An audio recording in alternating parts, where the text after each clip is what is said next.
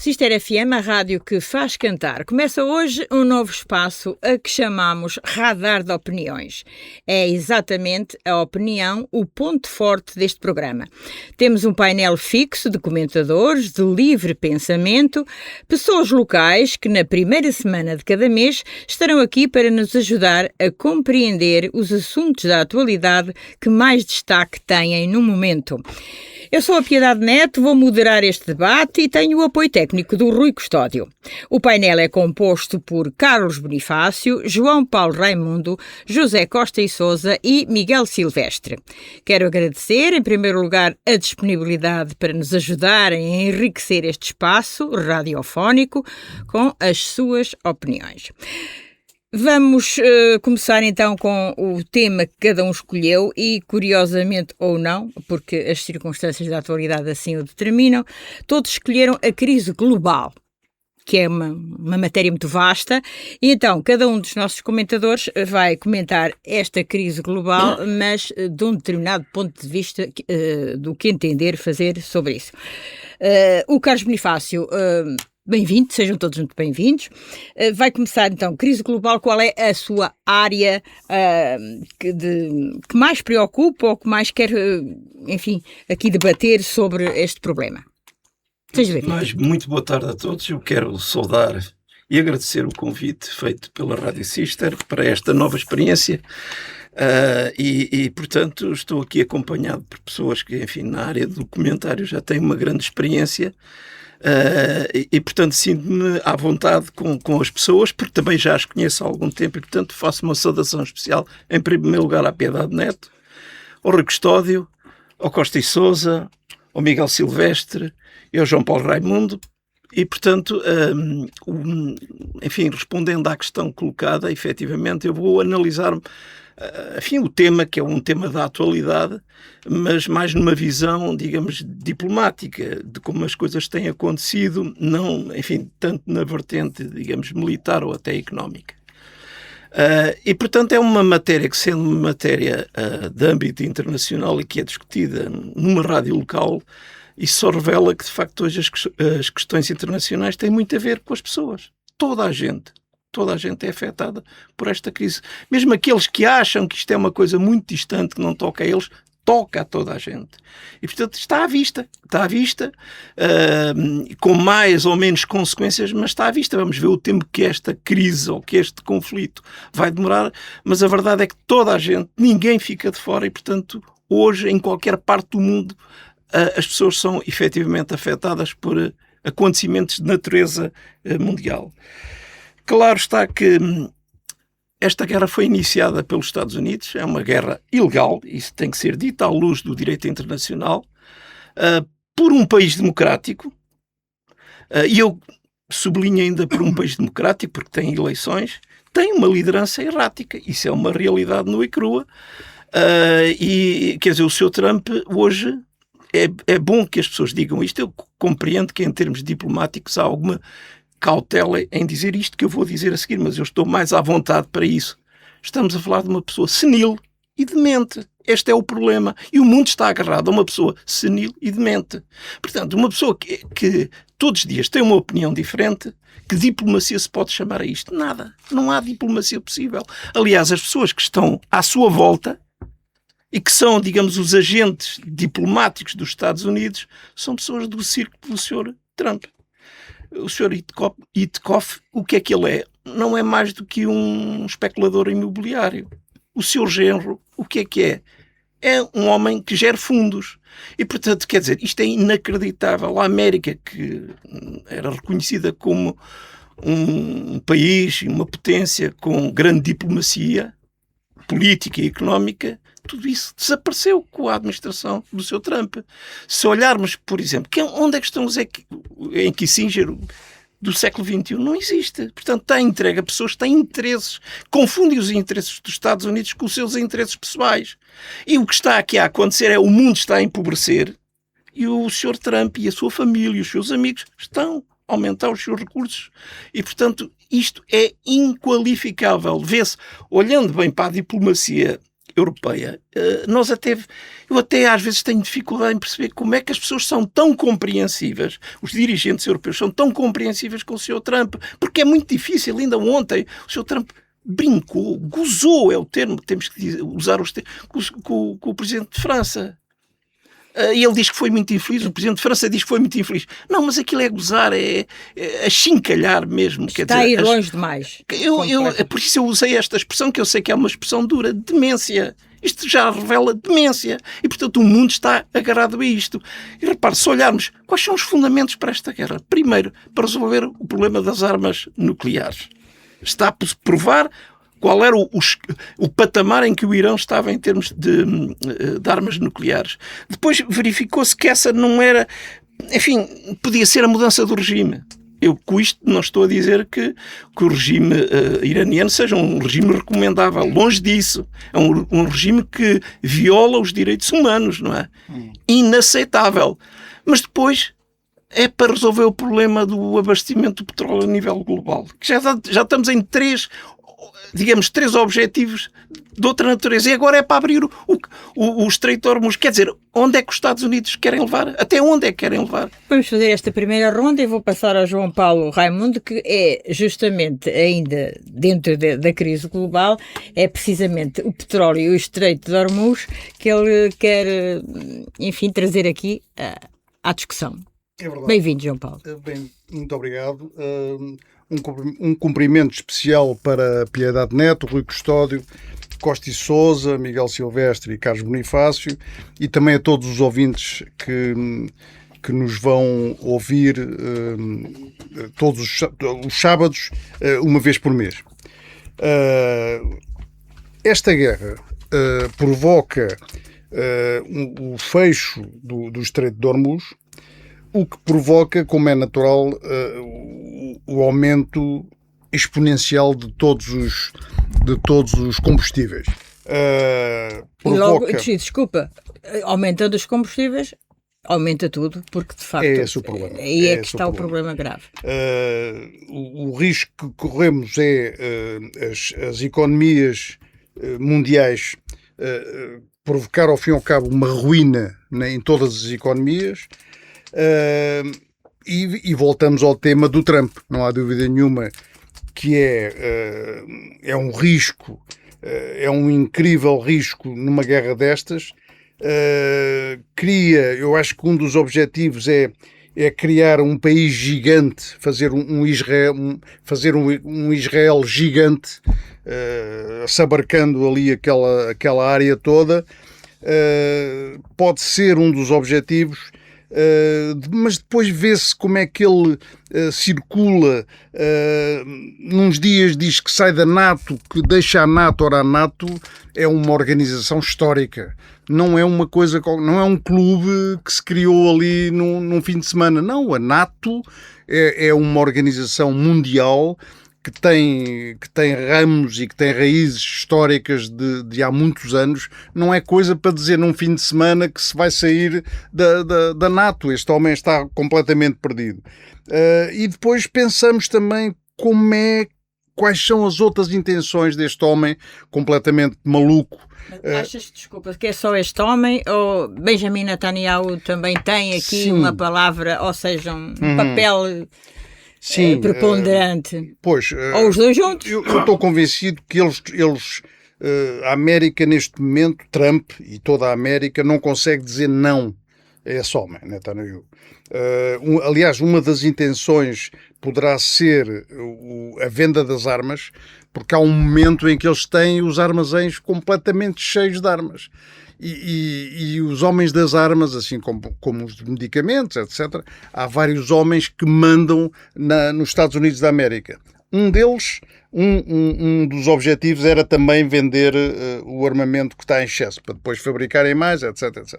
Está muita coisa em jogo. Muita coisa em jogo. Mas, respondendo a esse presidente, esse presidente Netanyahu, não sei se não haverá uma manobra para dar a volta às eleições, porque ele está ele está à beirinha das eleições e pode ser perfeitamente esse um dos objetivos também.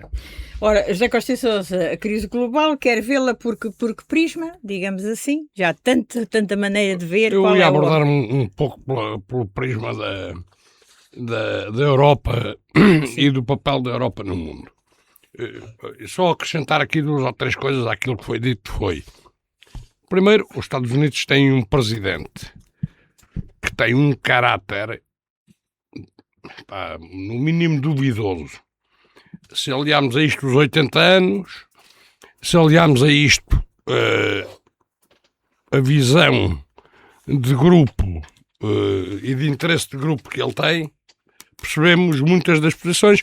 Para ele, todos os outros e tudo o que não lhe diga respeito aos seus interesses, sejam eles pessoais, familiares, de amigos, do país, desde que não digam, tudo é descartável. Os aliados mais antigos, as políticas mais antigas, a falta de respeito por tudo e por todos, ainda por cima tem uma característica, só tem admiração pelos líderes mais tenebrosos, que são os líderes que aquilo acha que são líderes fortes, e é esse que é o chinês, é o russo, é o Netanyahu. Tudo, quanto mais fascínora for o líder, mais o Trump lhe tem respeito e admiração. Aos líderes civilizados, ele passa 0 cartucho porque acha que pura e simplesmente são fraquinhos. Porque para ele ser civilizado não é propriamente um valor pelo qual ele tenha muito apreço. E falta de respeito, como disse ali o Carlos Bonifácio, falta de respeito por outros líderes, nomeadamente Sim. O francês, que ele, referiu. Pronto. Agora, dito isto, e dito, julgo que toda a gente percebeu o que é que eu penso de Trump, e infelizmente das 3 grandes potências era a única que tinha valores que se aproximava daquilo que nós pensamos na Europa, porque os outros 2, a China e a Rússia, sabemos o que são.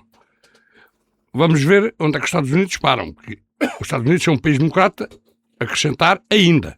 Porque vamos ver se as instituições americanas têm a força suficiente para resistir, porque ele está a fazer saneamentos ao mais altíssimo nível de tudo e de todos.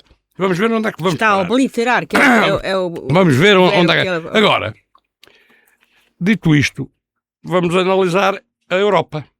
Porque a Europa está hoje a pagar os 30 ou 40 anos de devaneios que andou a cometer. A Europa andou-se a comportar como os adolescentes. Uma Europa cor-de-rosa, com os temas que interessavam, eram os temas mais estranhos, tudo.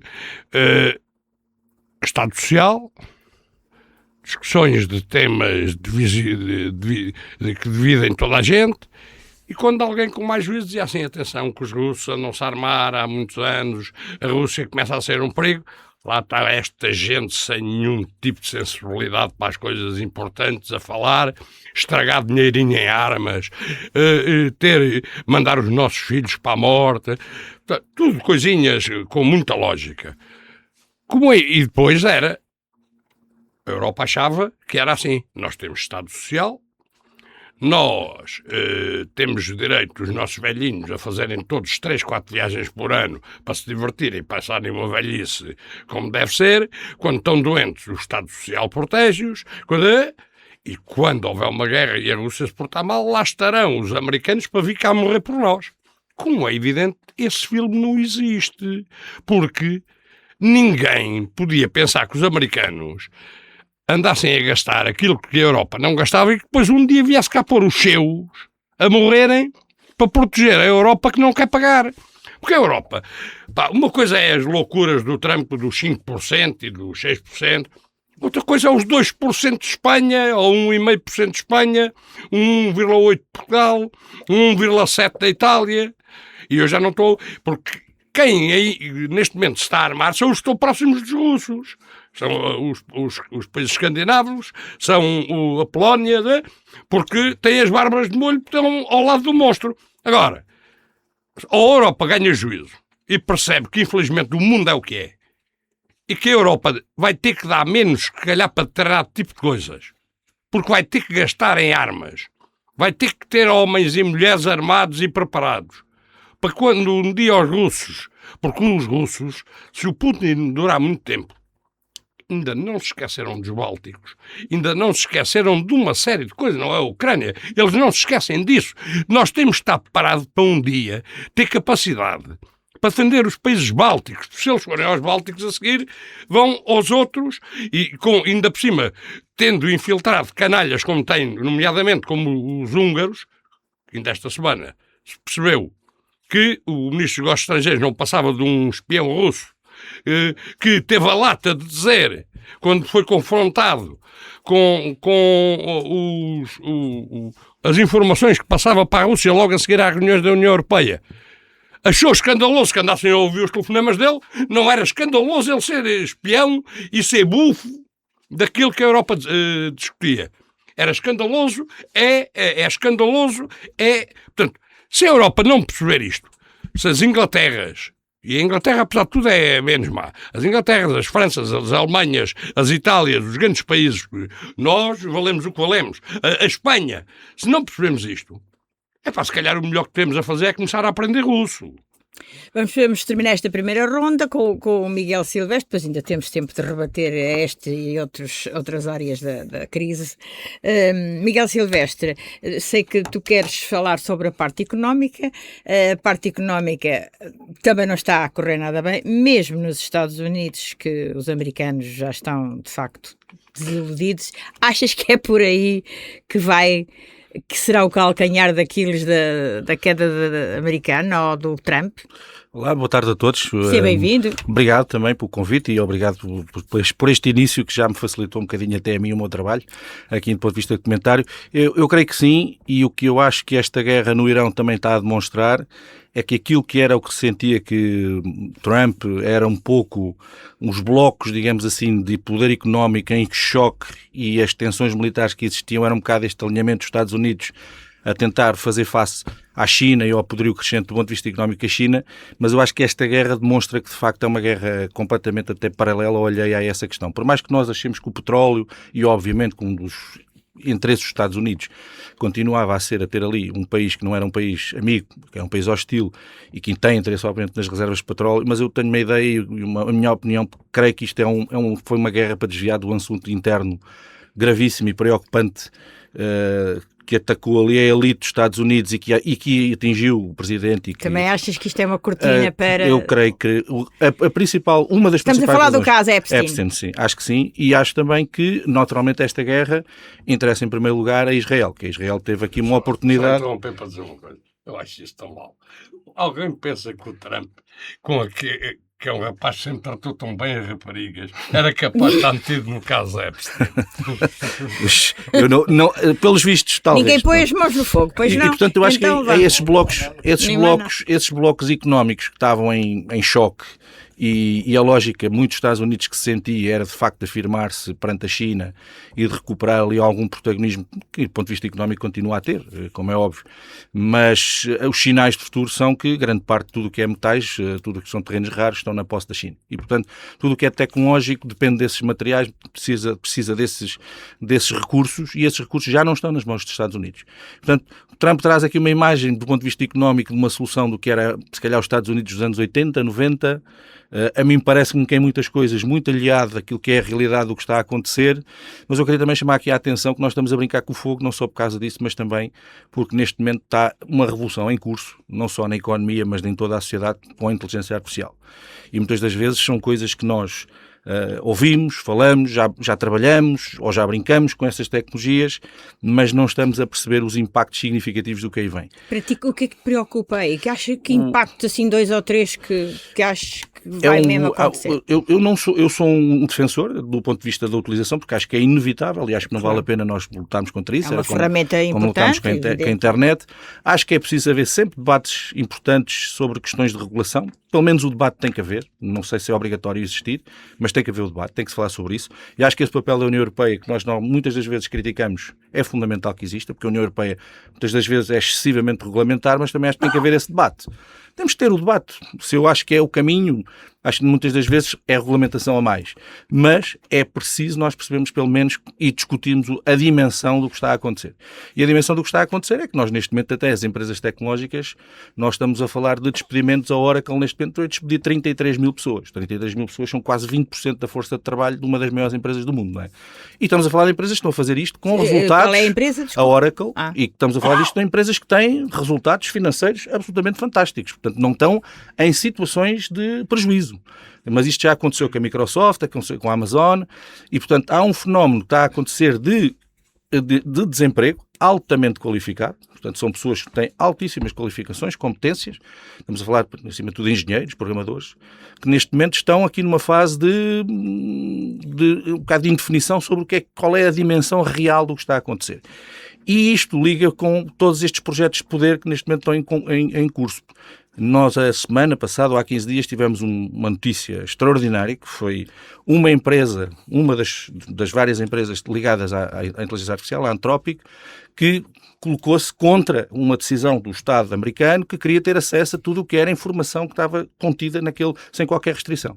Isto implicava um problema gigantesco de proteção de dados, de informações pessoais, de acesso e condicionamento até do ponto de vista político futuro. Agora e outra coisa, que é a intromissão do Estado ao nível das ditaduras, que é o Estado recolhe os dados e depois os como muito e com uma ferramenta que nunca existiu e que tem uma capacidade absolutamente incrível para fazer tudo. E, portanto, eu acho que aí acho que estamos com a questão do petróleo preocupante, a transformação que está a acontecer na economia, que é inevitável, na minha opinião. A questão aqui é percebermos até que ponto é que nós permitimos que a inteligência artificial possa, de alguma forma, ter esse impacto, mas nós estamos, de facto, a brincar com o fogo neste momento em relação à economia mundial e os cenários são muito, muito, muito complexos. E aquele tigre de papel que tanto fala o Trump pode transferir-se para a própria América, porque os americanos já estão, de facto, muito...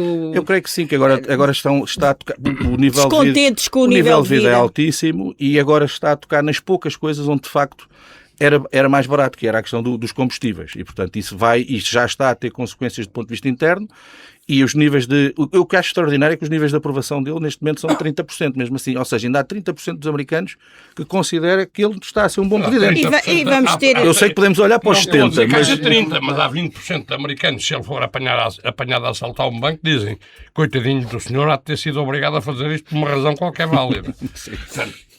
Portanto, eu creio que sim, mas eu creio que sim. É verdade, e vamos ter eleições intercalares que também vamos poder depois fazer uma leitura.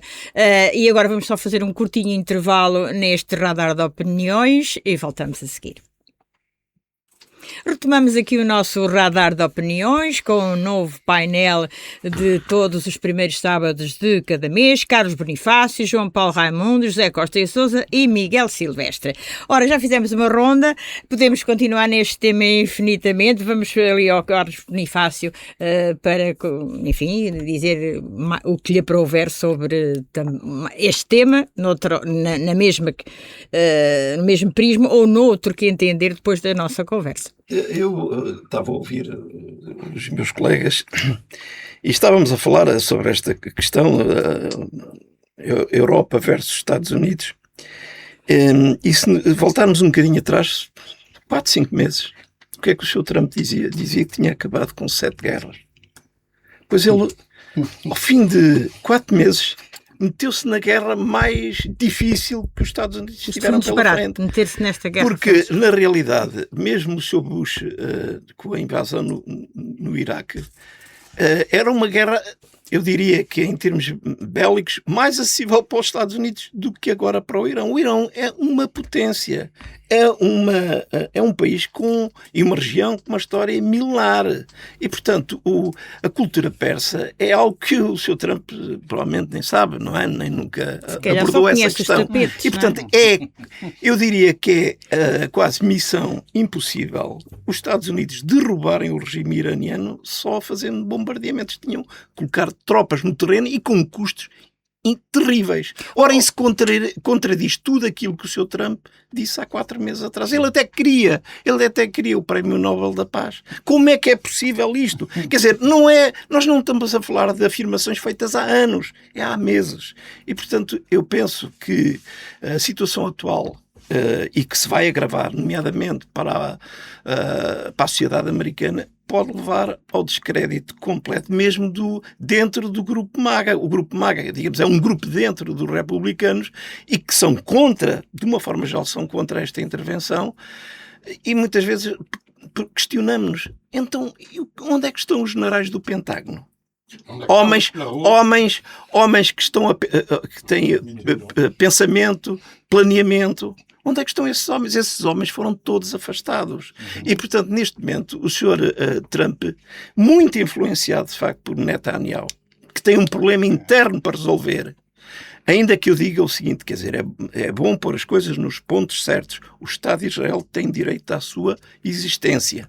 E o único Estado no mundo que pôs em causa o Estado de Israel foi o Irão. O Irão tem como princípio a destruição do Estado de Israel. E, portanto, eu compreendo que Israel se tenha que defender e não pode achar que o Irão chegue a um patamar que seja uma ameaça a Israel. Isso não justifica tudo aquilo que o Estado de Israel fez, ou que o governo de Israel tem promovido, nomeadamente na faixa de Gaza. Mas também temos que perceber isto. Quer dizer, imaginemos nós portugueses, não é, que estivéssemos na situação que estão os israelitas.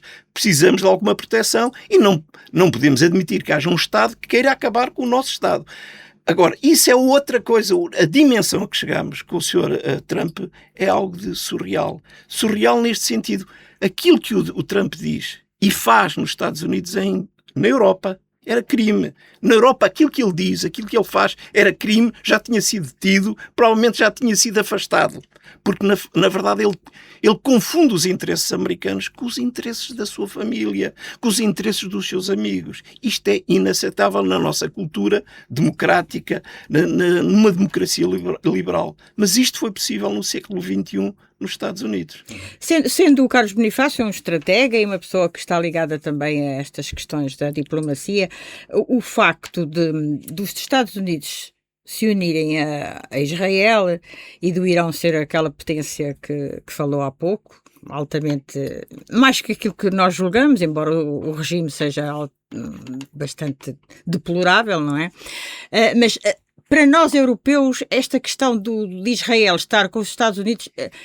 Israel faz um tampão na Europa. Isto podia ser pior se não tivesse ali Israel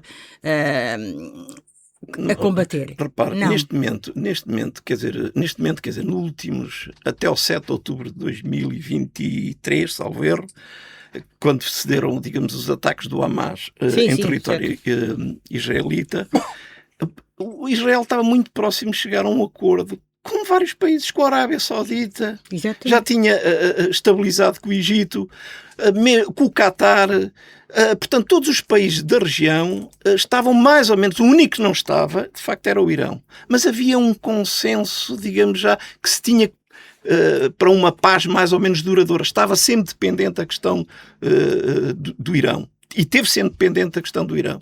O Irão usou e usa técnicas, portanto tem os seus proxies, ou seja,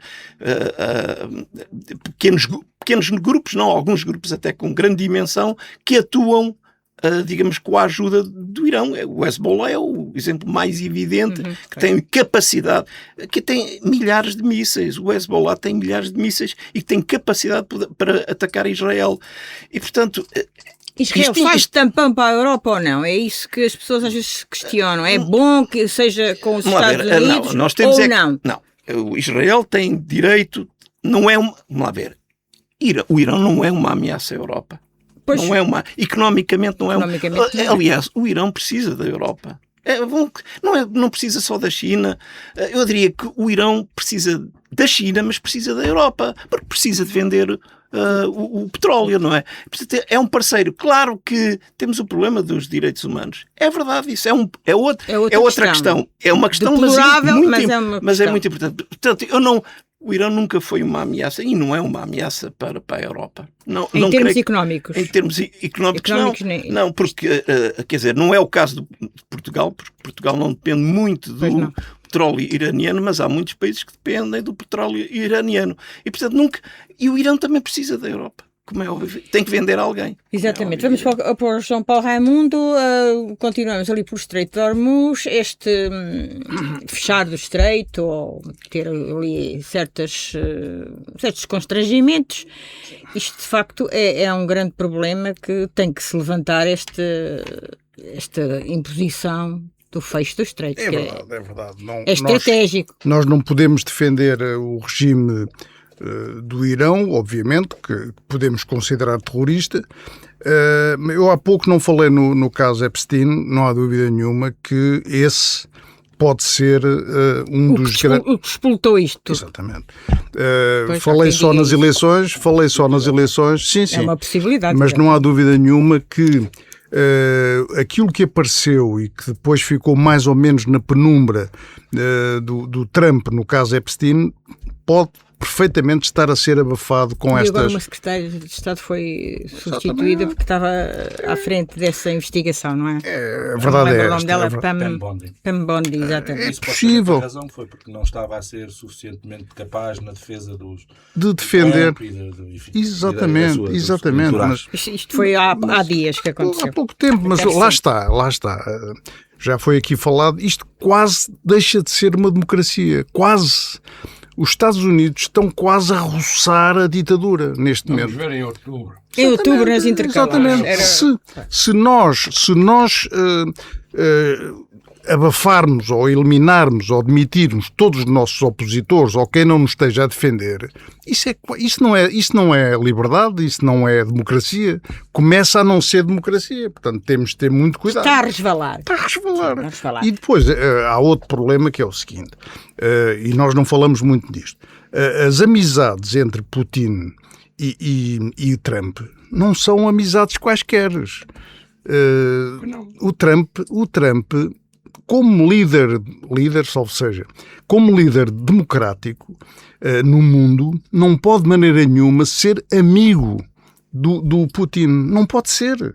Porque o Putin não é um democrata, como toda a gente vê. Que isso representa algum problema para o próprio Trump? Se tu és amigo de uma pessoa que não é democrática, tu estás-te a baralhar todo em termos de... A tua cabeça não funciona, porque nós temos que fazer oposição a quem não é democrata.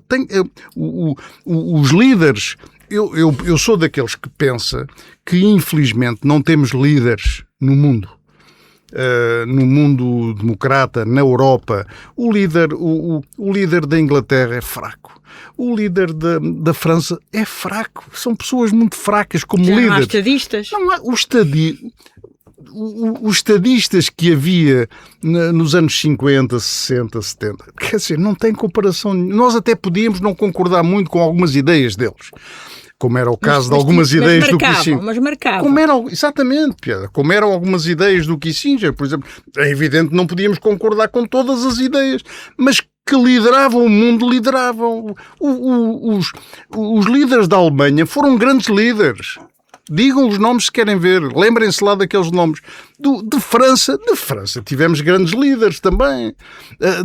De Inglaterra também. Não vou agora mencionar os nomes todos. É evidente. Há muitos. Eu acho que nós não estamos temos numa nova vaga europeia. E a Europa, obviamente, tem aqui um problema digamos assim, de instrumentos para competir com estes grandes blocos, que tem a ver com a complexidade burocrática do modelo que nós temos da União Europeia. Mas eu acho que há uma série de novos líderes que se estão a afirmar, e eu acho que daqui, se calhar em 5, 10 anos, eu acredito que alguns deles, a Kaja Kallas, o presidente da Finlândia, até o novo primeiro-ministro da Alemanha, eu acho que são pessoas... Sim. São pessoas que se podem vir a fazer. Achas que vem aí uma onda? A italiana, a Meloni, Giorgia Meloni, tem feito esse trabalho. Portanto, eu acho que há uma nova vaga que eventualmente poderá aparecer. O Macron tem feito algumas coisas interessantes nos últimos tempos, mas está de saída, não é?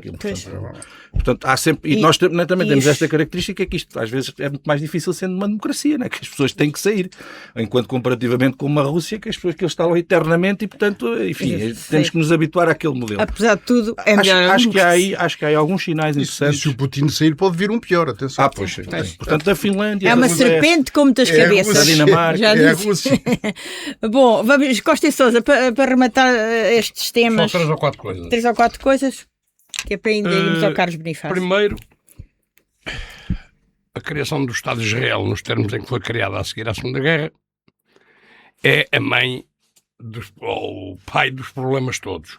Ninguém perspectivou os dramas que isto ia criar, ninguém quis ter respeito pelos que lá viviam antes, que eram os palestinianos, ninguém tem respeito ainda hoje por um país como a Jordânia, que tem lá milhões, ninguém tem respeito pelo Egito, que tem lá milhões. Ou seja, tudo aquilo criou um problema.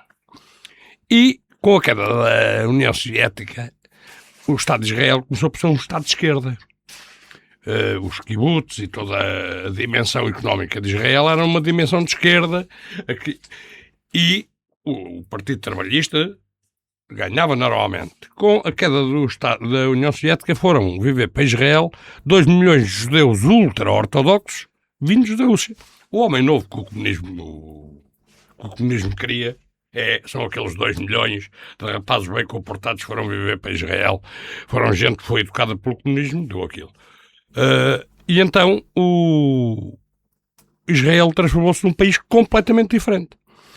Que tem à frente alguém que, para além de ter graves problemas pessoais, desde a morte do irmão na célebre missão de Entebbe, tem do Israel a visão do grande Israel, que se lhe derem asas vai do Cabo Rasa a Vladivostok. Já percebemos bem como é que aquela gente funciona. O extremismo judeu não é nada melhor que o extremismo, porque é extremismo e só os interesses deles. E eu, pessoalmente, sou dos que acreditam, mas acredito mesmo, o Estado de Israel sabia tudo o que se ia passar no dia 7 de outubro e tirou os militares experientes e pôs lá miudagem, pouco mais que recrutas, deu à morte 1000 e muitos dos seus, para que isto acontecesse, para ter razão para fazer o que está a fazer a seguir. Porque ninguém tenha dúvidas que Israel não vai sair mais do sul do Líbano, Israel não vai sair mais dos Montes Golã, que já está a acrescentar. E esta lógica expansionista foi propiciada pelos ataques. Os serviços secretos amigos avisaram, os serviços secretos egípcios avisaram, e a Mossad, que é considerada a melhor do mundo, não sabia nada. Coitadinhos do senhor. Porque é que o Netanyahu demitiu o seu chefe, o chefe do Sinn Féin, que disse que um dia falará, quando chegar a data, que falará. Porque não é evidente, ninguém acredita, ninguém que seja, que pense normalmente, acredita que uns tipos de retroescavadoras, de motorizadas, de paraquedas, que chegavam a Israel, invadiam Israel, matavam 1000 e muitas pessoas, e os serviços secretos israelitas não sabiam nada. Não. Isto foi propiciado. A seguir, o Sr. Trump, com as características que lhe se conhecem, é lançado para a guerra pelo Netanyahu, que é a única pessoa, a ele e ao Putin, são as únicas pessoas a quem esta guerra interessa absolutamente, e estamos nestas circunstâncias. Pronto, portanto, ninguém foi apanhado de surpresa, segundo o Carlos Sousa. Vamos terminar com o Carlos Bonifácio, que é para depois irmos aos nossos positivo e negativo. Carlos Bonifácio, ninguém adivinha, mas o que é que se perspectiva a curto prazo para a Europa, por exemplo? Eu creio que para a Europa. Para a Europa. Estamos aqui no nosso território.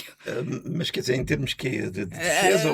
De defesa, da economia, o que é que isto vai dar? Sim. Se for capaz de ter um pensamento sobre isso, ninguém adivinha, naturalmente. Mas eu, por acaso, do ponto de vista do Miguel, eu acho que a Europa tem futuro. Com os líderes que podem eventualmente surgir? Já foram aqui indicados alguns líderes que dão garantias que a Europa vai aprender com este problema que tem tido com os Estados Unidos e com a Rússia. E que desta vez vai ter mesmo que aprender. E eu quero dizer com todas as letras, às vezes há para aí pessoas a dizer não devemos investir na defesa. Não, devemos mesmo investir na defesa, porque isso é que é o garante de termos um espaço onde, de facto, se conseguimos nos respeitar uns aos outros. E se a Europa não se conseguir defender a si própria, vai ter graves problemas no futuro. E, portanto, Eu acredito na Europa, eu estou ciente que alguns líderes vão dar um excelente contributo e sou um otimista, nisto sou mesmo um otimista. E isso vai acontecer e vamos ser continuar a ser o melhor espaço do mundo para viver é na Europa. A melhor qualidade de vida que se tem é na Europa. E isso deve-se ao trabalho às últimas décadas. É o meu positivo. Ora, acabamos aqui, não vamos acabar o programa ainda, mas acabamos as nossas opiniões com um sinal de esperança que penso que todos comungam dele, não é? Completamente. Novos líderes onde surgir. Não temos tido. Os aspectos negativos ajudam-nos a melhorar, provavelmente, e isso acabamos aqui com este live. Mas quando nós dizemos, só uma interrupção aí, quando nós dizemos assim, não há líderes, temos o Macron e apontamos-lhe milhões de defeitos. As alternativas são o Mélenchon ou o Bardella. Quando a Europa tem cidadãos que estão cansados de estar bem, porque isto das democracias e isto de alguma abundância tem um drama. É que as últimas pessoas que tiveram uma guerra na Europa Ocidental ou já morreram ou já têm Alzheimer, também não se lembram. Pronto, vamos. E este é que é o drama. E as pessoas andam doidinhas para terem uma guerra para morrerem milhões, para depois se arrependerem. Já dizia o Churchill, a democracia ainda é o melhor. De todos os sistemas, apesar dos seus defeitos É todos. mau. Ora, exatamente. Vamos então agora ao positivo e ao negativo. Pedi aqui a cada um dos nossos membros do painel que nos salientasse algo de positivo ou negativo em termos telegráficos. Não é necessário ser nesta matéria, pode ser noutra qualquer. Então vou começar pelo Carlos Bonifácio. O seu positivo e o seu negativo. Pronto, vou começar pelo positivo. É fora de tudo isto que tivemos aqui a falar. Isso, pode ser. Mas é o espírito solidário do povo português quando tivemos agora, digamos, a tempestade Cristina. Eu acho que isso foi pouco falado neste sentido. Só olhávamos para o Estado é que tem que resolver. Seria muito pior se não houvesse sem dúvida, solidário. houve muita gente a fazer voluntariado, houve muita gente a ajudar, mas que não quis que se soubesse. Empresas particulares, caminhões de cimento, caminhões de tijolos, de telhas. Portugueses pelo mundo que mandaram coisas. E isso não se falou muito, mas é um aspecto que tem que se tem que salientar. Mas, só, Carlos, há uma coisa que praticamente não se falou e provou-se mais uma vez, por exemplo, a Caritas, pela organização que tem. Sim. É uma instituição absolutamente essencial. Um dos exemplos. É verdade, houve muitos e felizmente, senão ainda seria pior. Isso é o seu positivo, isso é o negativo. O meu negativo é que há 4 dias, no dia 31 de março, comemoraram-se 4 anos, ou passaram 4 anos sobre os massacres de Bucha.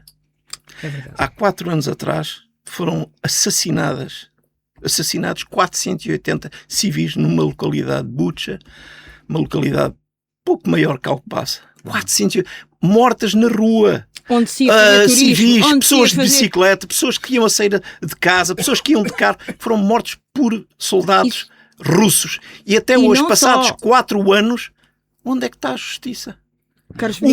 Os líderes deste batalhão que esteve envolvido nestes massacres foram distinguidos no Kremlin. Isto é inacreditável. Enfim. E eu digo assim, é preciso respeitar 480 pessoas, para além de outras que ficaram traumatizadas para o resto da vida. Isto é uma coisa que nós falamos a milhares de quilómetros de distância, que não sabemos o que é, mas que essas pessoas viveram na Europa, o tal espaço de liberdade. Infelizmente é um aspecto muito negativo. João Paulo Raimundo, o teu positivo? O meu positivo é que teremos cada vez mais turismo, porque somos um país seguro, bem seguro. Havia esta zona do Qatar, etc., que estava a ser muito procurada para turismo, inclusive para imigração. Sim, e que traz para aqui mais... E Portugal será um dos pontos mais atrativos neste momento, porque realmente uma guerra aqui ninguém vê, ninguém a nível mundial consegue ver. Temos de ter algum cuidado, o aspecto porque negativo. Isso também tem excessos. Sim. E lembrar que não temos aeroporto para isso, portanto tem que ser muito bem julgado isto, porque é muito complicado. O negativo é o preço de combustível. Temos de ter muito cuidado, não prejudica só os particulares, pode arruinar por completo muitas empresas, portanto temos que acompanhar muito bem esta situação. José Costa e Sousa, o positivo ou o negativo? Vou começar pelo positivo, que é ser pragmático, o positivo é a Europa ter que acordar. Porque se não fosse isto, a Europa continuava a querer gastar 2%. Ainda temos quem queira, como o primeiro-ministro espanhol, para defender os seus interesses internos e para se perpetuar no poder, continua a achar que 1% ou 2% é que é bom. Portanto, o positivo é a Europa ter que acordar. O negativo é que tínhamos um bloco que era comandado por um país que era diferente das outras duas grandes potências. Infelizmente estamos a caminhar, neste momento, o comportamento dos Estados Unidos estão ao nível que nós sabemos. O Sr. Trump acha que entre o Putin e o Zelensky, o Putin é um rapaz com mais juízo. O Sr. Trump acha que entre tudo o que for fascínoras, ele admira, invade países, substitui o líder desde que isso lhe interessa. Isso é o negativo. Isso é o negativo porque depois caímos exatamente naquilo que falámos. Não, Costa, não temos tempo de explanar. Que é a economia toda arrebentada. Pronto, Miguel Silvestre, positivo e negativo. A positivo é o início de mandato de Álvaro Santos Pereira no Banco de Portugal, como governador do Banco de Portugal, apesar do acordo de arranjo que terá feito agora com o Mário Centeno, mas isso, enfim, são aquelas questões que a política normalmente sempre tem, mas acho que iniciou um tipo de debate e de discussão que é muito importante, com base em factos, coisas concretas, chamou a questão para o drama, para o problema gigantesco que nós temos em Portugal na habitação e fê-lo com dados. Acho que isso é muito, muito interessante, inclusive foi agora ao Parlamento, à Assembleia da República, e disse na cara dos deputados: meus amigos, nós, à conta do caso com o Mário Centeno, vamos poupar 2,2 milhões de euros que vamos investir em políticas de natalidade dentro do Banco de Portugal. Vocês deviam fazer o mesmo para o país, porque é um tema absolutamente urgente. O negativo, que também poderia ser positivo, mas eu vou trazer aqui o ponto de vista, porque acho que a memória histórica está feita, que é a questão dos 50 anos da Constituição Portuguesa, e o comportamento que acho que foi pouco digno do ponto de vista da celebração de uma data tão importante para Portugal e do ponto de vista histórico. Portanto, o que se passou no Parlamento não dignificou, na minha opinião, o momento que nós tivemos. E, portanto, aí vou puxar para o lado mais negativo, apesar de também achar que a data por si só também poderia ser positiva. Mas falta democracia, ausência de democracia, é difícil. Está completo então o programa de hoje, despede-se o nosso painel, a Piedade Neto e o Rui Custódio. Este radar de opiniões regressa no próximo 1º sábado de maio à antena da Cister FM. Até lá.